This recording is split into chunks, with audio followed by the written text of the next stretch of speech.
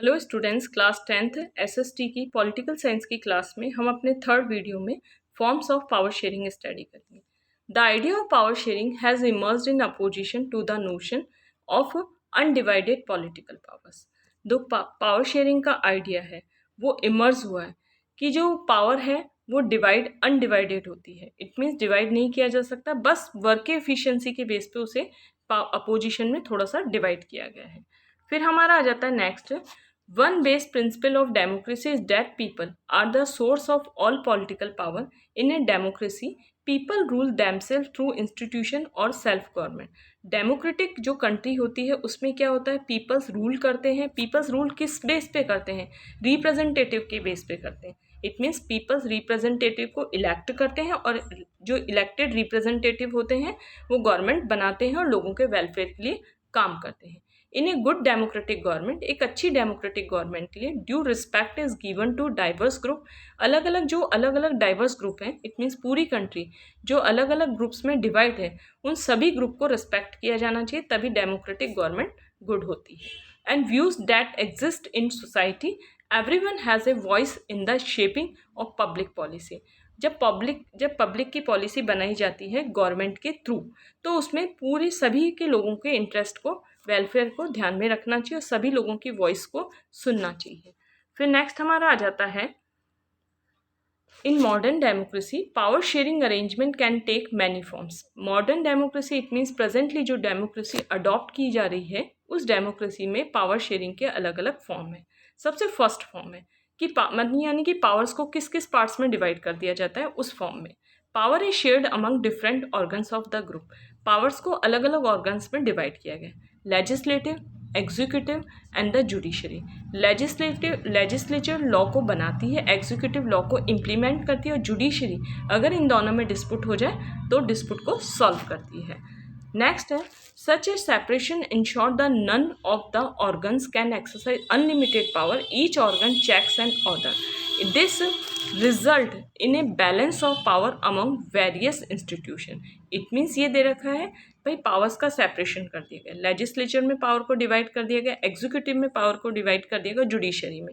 लेकिन अगर in case legislature power का मिसयूज़ करती है या फिर एग्जीक्यूटिव पावर का मिसयूज़ करती है तो ये सभी चेक कर सकते हैं, एक दूसरे की पावर को, एक दूसरे के राइट्स को चेक कर सकते हैं कि क्या लेजिस्लेचर सही वर्क कर रही है, एग्जीक्यूटिव चेक कर सकती है, जुडिशरी ये चेक कर सकती है कि क्या लेजिस्लेचर और एग्जीक्यूटिव गलत वर्क कर रही है या फिर कॉन्स्टिट्यूशन के अगेंस्ट वर्क कर रही है।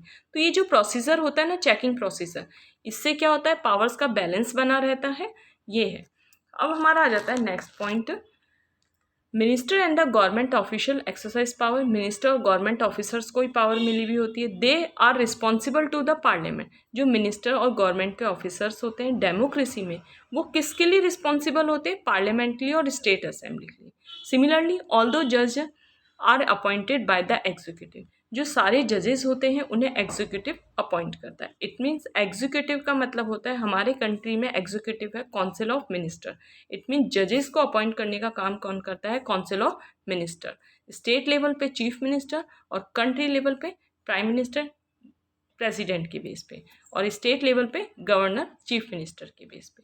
दे can check the functioning the executive और laws made by the legislature. It means जो तीनों पावर्स के जो ग्रुप हैं, लेजिस्लेचर, एग्जीक्यूटिव और जुडिशरी, ये तीनों ही एक दूसरे की पावर को चेक कर सकते हैं कि कोई जो ऑर्गन है वो अपनी पावर का मिसयूज़ कर रहा है तो क्यों कर रहा है, वो इससे क्वेश्चन पूछ सकते हैं। तो ये जो अरेंजमेंट होता है इसे चेक और बैलेंस कहते हैं। ये आपके 3 मार्क्स का आ सकता है इस पॉइंट में से। फिर हमारा आ जाता है, power can be shared among governments at different level. Powers को शेयर किया गया है गवर्नमेंट में अलग अलग लेवल्स पे। A general government for the entire country. It means जो गवर्नमेंट पूरी कंट्री बेस पे होती है उसे हम कहते हैं सेंट्रल गवर्नमेंट, ठीक है, और यूनियन गवर्नमेंट भी हम उसे कह सकते हैं। और जो स्टेट लेवल पे गवर्नमेंट होती है उसे हम कहते हैं प्रोविंशियल और रीजनल गवर्नमेंट। और जो लोकल लेवल पे गवर्नमेंट होती है उसे हम क्या कहते हैं? उसे हम कहते हैं लोकल गवर्नमेंट। इट मीन्स ये है हमारा जो पावर्स का डिवीज़न हुआ है, सेंट्रल लेवल पे, स्टेट लेवल पे और कौन से लेवल पे, और लोकल लेवल पे। इसे ही हम पावर शेयरिंग कह सकते हैं, एक एग्जाम्पल है। The government at the provincial और the regional level are called by different names in different countries. फिर नेक्स्ट हमारा पॉइंट आ जाता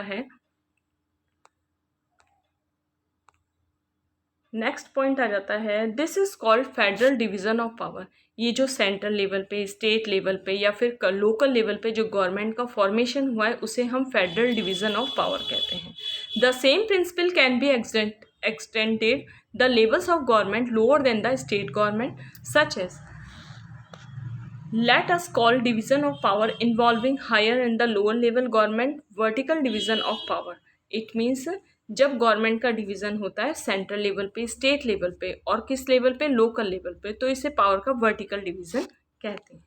फिर है हमारा नेक्स्ट, पावर्स में be also shared among different social group.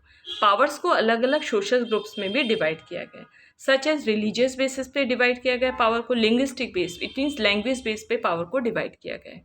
Community government in Belgium is a good example of this government. Community government एक अच्छा एग्जाम्पल है बेल्जियम का इस सोशल ग्रुप के बेस पे। इट मीन्स बेल्जियम में डच स्पीकिंग पीपल्स थे, French speaking peoples थे, लेकिन बेल्जियम में अकोमोडेशन स्टैब्लिश करने के लिए इन दोनों ही जो कम्युनिटीज़ थी उनको इक्वल राइट दिए गए थे।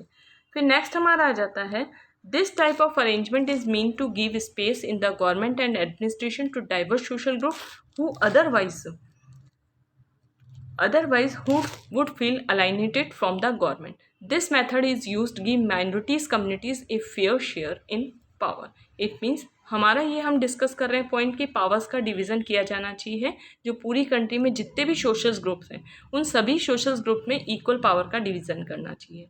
इससे एक बेनिफिट होता है कि जो माइनॉरिटी कम्युनिटी के लोग हैं वो अपने आप को अलग नहीं समझते, अलाइनेटेड इट मीन्स आइसोलेटेड नहीं समझते और ये फील करते हैं, और अगर उन्हें इक्वली राइट दिया जाएगा मेजोरिटी के बेस पे, इट मीन्स माइनॉरिटी जो सोशल ग्रुप है उन्हें मेजोरिटी सोशल ग्रुप के साथ इक्वल राइट दिया जाएगा तो उन्हें भी पावर आने का चांस मिलेगा और पावर में रिप्रेजेंटेशन करने का चांस मिलेगा। फिर हमारा आ जाता है fourth point, power sharing arrangement can also be seen in A political parties, pressure groups and the movements. Powers को पॉलिटिकल पार्टीज में डिवाइड किया जा सकता है, प्रेशर ग्रुप में डिवाइड किया जा सकता है, प्लस अलग अलग मूवमेंट्स में डिवाइड किया जा सकता है। प्रेशर ग्रुप का मतलब होता है जो अपोजिशन में जो ग्रुप होते हैं उन ग्रुप को हम प्रेशर ग्रुप भी कह सकते हैं। In a democracy the citizen must have freedom to choose among various contenders and the power. Democracy में पीपल्स को पूरी तरह से राइट है कि वो अपने रिप्रेजेंटेटिव को इलेक्ट कर सकें और जो गवर्नमेंट का फॉर्मेशन करे representative. In contemporary democracy, contemporary का मतलब है जो अभी है डेमोक्रेसी, नाउ डेज प्रेजेंटली जो डेमोक्रेसी है, this takes the form of competition among different party, such competition ensure the power doesn't remain in one hand. तो इससे क्या होता है, जैसे हमारे इंडिया है, हमारी इंडिया में बहुत सारी पॉलिटिकल पार्टीज हैं और जो पीपल्स हैं जिन्हें वोट देना चाहते हैं या जिन्हें गवर्नमेंट में लाना चाहते हैं उन्हें वोट देते हैं और उन्हें पावर में आने का चांस देते हैं। इसलिए अलग अलग पार्टीज़ में जो डिफरेंट पार्टीज़ हैं उनमें कंपटीशन होता है और इस कंपटीशन का एक बेनिफिट ये होता है कि पावर किसी एक ही पर्सन या एक ही पॉलिटिकल पार्टी में आके नहीं रह जाती और मोनार्की सिस्टम डेवलप ना होके डेमोक्रेसी सिस्टम डेवलप अच्छे से हो सकता है। Power is shared among different political parties that represent different ideologies and the social group. Powers अलग अलग political parties में डिवाइड होती है। इससे एक बेनिफिट रहता है कि अलग अलग आइडियोलॉजी, जो अलग अलग थिंकिंग को मानने वाले लोग हैं उनको रिप्रेजेंटेशन मिल सकता है। फिर हमारा आ जाता है कोलाइशन गवर्नमेंट। इसमें एक वर्ड आया कोलाइशन गवर्नमेंट। कोलाइशन गवर्नमेंट का मीन्स होता है कि जब लोकसभा या राज्यसभा में या फिर पार्लियामेंट में किसी भी एक पार्टी को मेजोरिटी नहीं मिलती है तो कोई भी बड़ी पार्टी मिलकर दो या दो से छोटी पार्टी या फिर बहुत सारी पार्टीज़ के साथ मिलकर कोलाइशन बनाती है, तो इसे हम कहते हैं कोलाइशन गवर्नमेंट। तो स्टूडेंट हमारे इस वीडियो में, इट मीन्स थर्ड वीडियो में, ये हमारा लास्ट वीडियो था और इस वीडियो में हमारा फर्स्ट लेसन पूरा कंप्लीट हो गया है जो कि पॉलिटिकल साइंस से रिलेटेड है, एसएसटी का क्लास 10th का। ये हमारा लास्ट वीडियो था।